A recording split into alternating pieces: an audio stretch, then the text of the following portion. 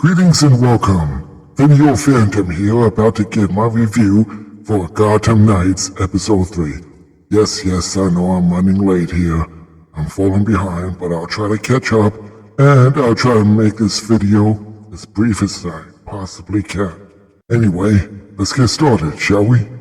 The episode starts with the mutant gang making some kind of robbery here, and they're confronted by Robin, Carrie Kelly, or at least the mutant gang leader is, because everyone else just happened to be gone at just the right time.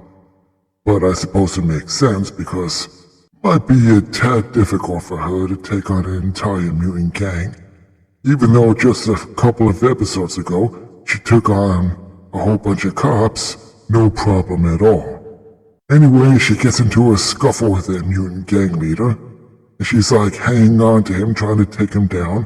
It's quite comical, really.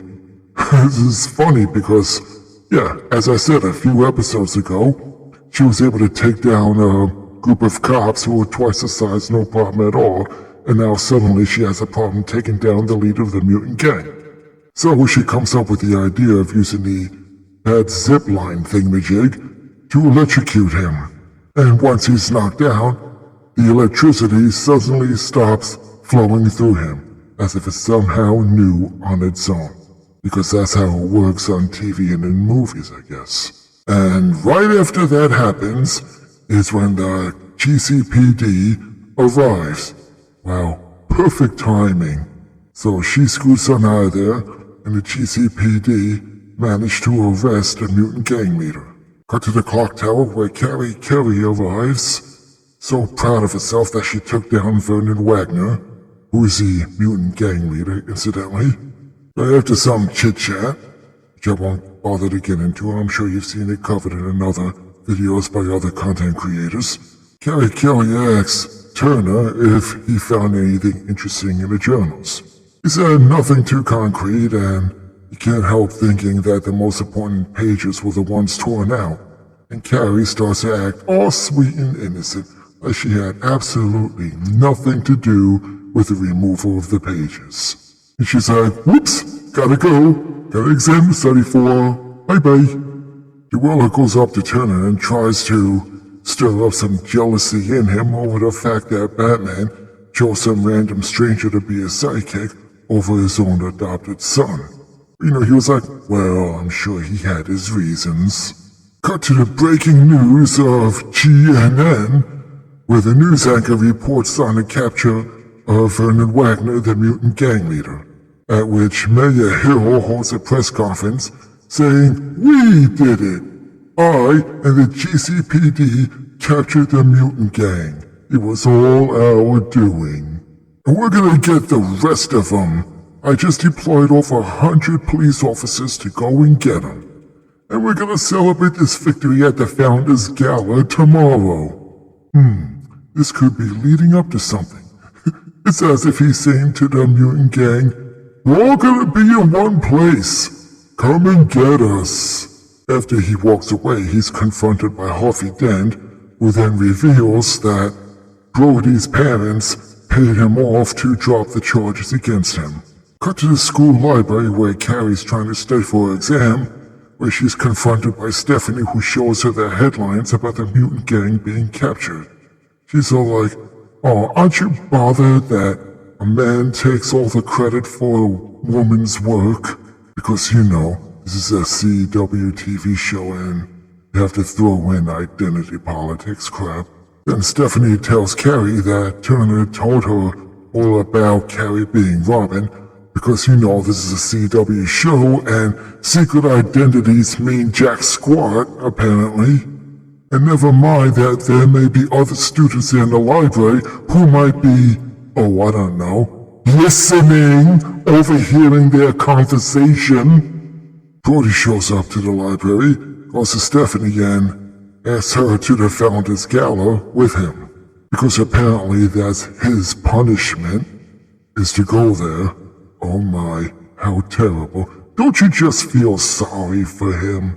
Oh yeah, he got 3 months community service too, yada yada yada. Anyway, he asked Stephanie to come to the gala with him. Cut to the clock tower that nobody else but them knows about apparently. And Turner's a little miffed that Stephanie said yes to Brody. He goes on about the journal and sees that Bruce Wayne's great-great-grandfather Alan Wayne may have actually been killed by the Court of Owls. So he comes up with the idea of trying to solve that murder, which may help him to solve the murder of Bruce Wayne. But in order for him to solve it, he needs the original case file, which is locked in the GCPD basement. So Cullen volunteers to go and steal it. Next we see a missile shooting up to a GCPD blimp and destroying it. By the way, in what city anywhere in the world has police blimps flying overhead, asking for a friend?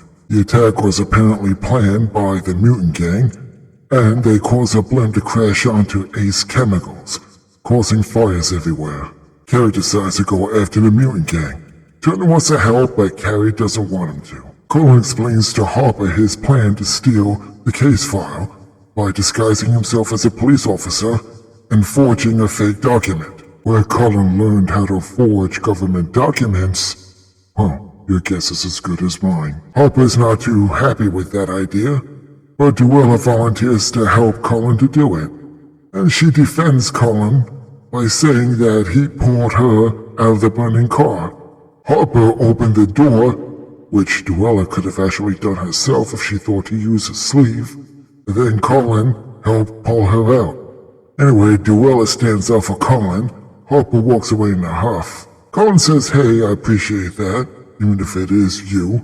And Duella says, "Oh yeah, but I need you to do something for me." Cut to the Founders Gala where the guests are arriving. Stephanie meets Brody's mom and dad. Cut to the side of Ace Chemicals where Carrie is doing some investigating. And then she lifts her mask off her head, thereby exposing her identity. She's held at gunpoint by a mutant gang member, but is saved by Turner who followed her there. And now she's mad at Turner because since Turner knocked him out, now she can't question him. Oh, what, you can't revive him? What, is a knockout the same as killing someone? Turner explained that he figured out where the missile that took down the GCPD blimp was launched from. Then he explained to Carrie that when he was a young kid, Bruce Wayne used to teach him a game called Sore Thumb, which basically taught him to look for something that doesn't belong in a particular situation. One of these things is not like the other. One of these things just doesn't belong. Can you tell which thing is not like the other before I finish my song? Turner's like, I can't understand why Bruce would teach me a game like that, a skill like that, if he didn't want me to use it. Carrie's like, I'm sure he had his reasons. Putting on that deep thought look like she knows what's going on and she's hiding the truth. They find a van full of empty containers from Ace Chemicals. So they figure that the fire at Ace Chemicals was to cover up the robbery of Ace Chemicals. What? Yeah, I don't get it either. So to cover up the robbery of Ace Chemicals, you do something that will attract attention to the scene of the crime? They find that the Ace Chemicals containers are empty, and Turner's like, whatever they're planning, they already did it. Cut to the Founders Gala where Harvey Dent happens to be a guest as well. He sees Stephanie Brown and says, how are you doing this evening? She's like, should I get a lawyer here before I answer that? Gotta love the sarcasm, I'll admit that. Then he meets Brody's parents, Lincoln and Rebecca March. Lincoln says to Harvey, have you met my wife Rebecca? Harvey says, no, I don't believe I have. Of course that's a lie, as it turns out, because Rebecca reveals that they do know each other. Cut to the scene of the GCPD basement, where Cullen, disguised as a rookie police officer, with a look that's reminiscent of a 1970s porn star. Meanwhile, back at the clock tower, Turner and Carrie return with the empty Ace Chemicals containers. They bring them to Harper and ask if she knows what these chemicals would be used for. They also bought the blueprints that were apparently thrown out by the mutant gang. Harper looks at them and figures out that they can be used to create a poison gas. Duella explains that her father, the Joker, would use the gas to make a statement. And together they figure out that the mutant gang are planning on using the poison gas at the Founders Gala. Meanwhile, back at the gala, Brody brings Stephanie a drink, an alcoholic drink which he apparently got from a bartender who's willing to risk his own job and freedom for $20. They talk for a bit. Brody talks about how his mom is okay, but his dad, maybe not so much. Stephanie gets a text, and apparently she has to take it. Stephanie is on the phone with Turner, and Turner's trying to warn Stephanie to get out of there because the mutant gang is about to do something terrible there. And it's right about that time where the police guarding the gala are embarrassingly easily taken out by the mutant gang. Police are shot, a couple of grenades go off, and the lights go out. Then the mutant gang enters in, and one mutant gang member who is apparently in charge says, "Hey, we're here to provide this evening's entertainment." Wow, is this show all about ripping off The Dark Knight? Is this the second time they're doing it already? So of course the press is notified, and there's a news report on GNN about the mutant gang saying that they barricade themselves in. They have a chemical bomb that they're going to set off if their leader, Vernon Wagner, isn't released by 10 p.m. tonight. So they're planning to go in there and disable the bomb. Turner says to Harper, "You know how to disable a bomb?" And she's like, "Yeah, step one, call the bomb squad." Carrie says that they have the instructions manual, apparently. Must have been one of the blueprints thrown away by the mutant gang. And Duella chimes in, says that she just happens to know about the decommissioned subway tunnels, which happen to be right by the very place where the Founders Gala is taking place. She says you can get in there through those tunnels, but you need someone on the inside to open the door. So Turner says he's going to arrange that with Stephanie. Duella's like, "And why should I help? Why should I care about people who don't care about me?" But if she didn't care about saving those people, why did she even mention the tunnels that she just happened to know about and somehow knows her way around? Turner says to her, "Well, because we rescued you. Oh, and you get to punch some mutants." And that convinces her to join in with them. Go to the GCPD basement, where an announcement is made for all the police to come to the briefing room. Cullen is trying to make his way out of there after getting their case file, but someone tells him, "You have to join us." Even though he's not even part of that district, he's not part of that precinct, but he's forced to join with them somehow. Is this a real thing? If you're a police officer or know someone who is, tell me, please. Because I don't know, I'm not buying this. So anyway, the gang makes their way through the abandoned subway tunnels. They get to the door, and then Stephanie's on the other side to let them in. They figure out that the bomb would have to be in a place that can reach throughout the entire ventilation system, so they go to the boiler room, finding some mutant gang members along the way. Harper looks at the bomb, and she's somehow able to figure out that if you try to move the bomb will go off. Meanwhile, back up in the main ballroom, the mutant gang members are collecting all the jewelry, watches, rings, and stuff from all the attendees. Mayor Hill is on the phone demanding that the mutant gang leader be released immediately. And now Stephanie shows up to where the bomb is, and she's somehow able to figure out how the bomb works, because apparently they teach you how to defuse a bomb in the prep school. They figure the bomb will go off whether the mutant gang leader is released on time or not, so they hoping to stall his release for a little while until they can figure out how to disarm the bomb. Turner has the idea of trying to reach out to Harvey Dent to get him to convince the mayor not to release the mutant gang leader, thereby putting his own freedom at risk. So Turner disguises himself as a mutant gang member, takes a gun, and puts it to Harvey Dent, getting him to go to someplace private. Turner makes an effort to disguise his voice at first, but once they're in a private place, Turner talks in his regular voice. Harvey Dent realizes who it is. Turner explains to Harvey what's going on and tells him that he needs to delay the release of the mutant gang leader. Harvey's like, "Why should I listen to you? You're a fugitive." Turner's like, "I was framed, and I know who did it. It was a Court of Owls." Turner explains to Harvey what the Court of Owls is and tells him we can't trust anyone. Harvey says, "And why trust me?" Turner says, "Because my dad did."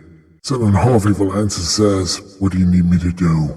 Cut to the bomb site where Harper and Stephanie are getting catty with each other and arguing about how to defuse a bomb. Harper's like, "Yeah, suppose they teach you how to defuse a bomb in that upper-class school of yours." She's like, "No, just basic science." "Basic science, huh?" "Yeah, okay." Someone may know basic biology, but that doesn't mean I want him performing open-heart surgery on me.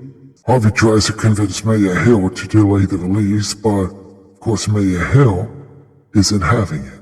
Cut to the GCPD station where the mutant lady is being released and is being walked through the GCPD basement where Cullen just happens to be and sees him walking by.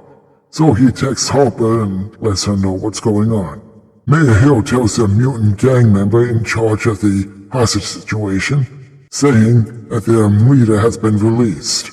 Then the mutant gang member gets a phone call from the mutant gang leader himself, who tells him that he's in the abandoned subway system. Wow, so apparently the abandoned subway system has good cell phone service down there. Anyway, he says, "I'm in the subway system now, you are good to go." So the mutant gang member tries to push the button to activate the bomb, but before he could do that, Harvey then shoves him to the ground and tries to stop him. And while they're fighting, the other mutant gang members are taken out in the ballroom. Turner tells Harper and Stephanie that they have to defuse the bomb now. Harper decides she's going to do one thing, but then Stephanie decides she's going to cut the wire. So she does, and she saves the day. The mutant gang member tries to activate the bomb, but the button's not working. So Harvey just walks up to him, punches his lights out, knocks him to the ground. So then the GCPD, whatever's left of them, takes charge of the situation now. Stephanie breathes a sigh of relief that the bomb has been disabled, but Harper is like, Where? I wanted to defuse the bomb. You think you're smarter than me?" Yeah, never mind that her life has been saved and the lives of others. No, this is the time to get pissy because you weren't the hero. My goodness, who writes this crap? GNN reports on the situation, giving Harvey Dent full credit for saving the day.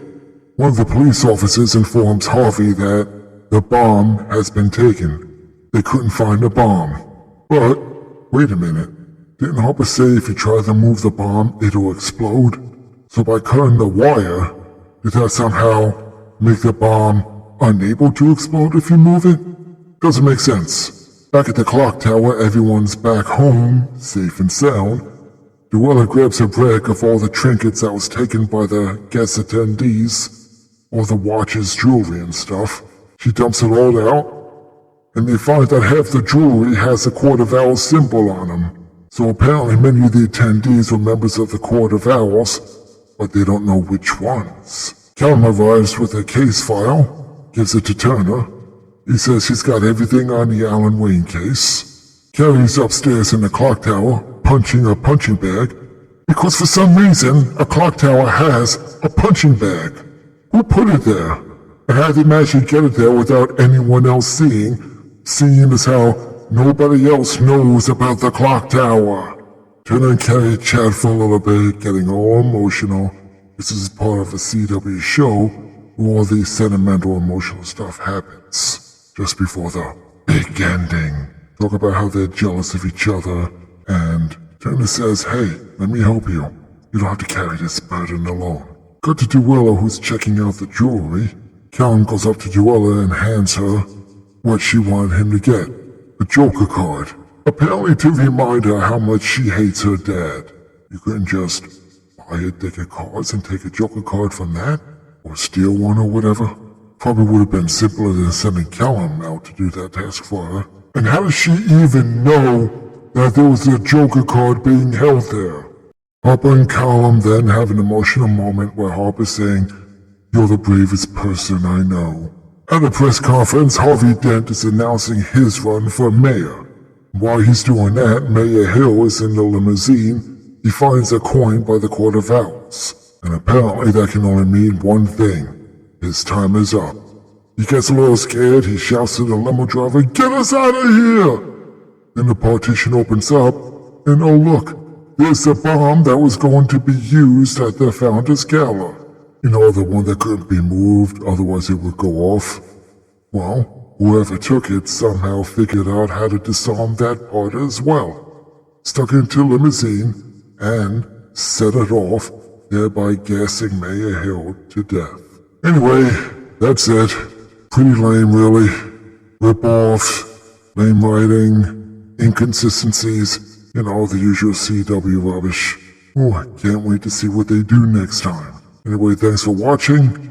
Please do all the YouTube things. Like this video, share it, ding the bell icon so you'll know when the next one will be uploaded. And be seeing you.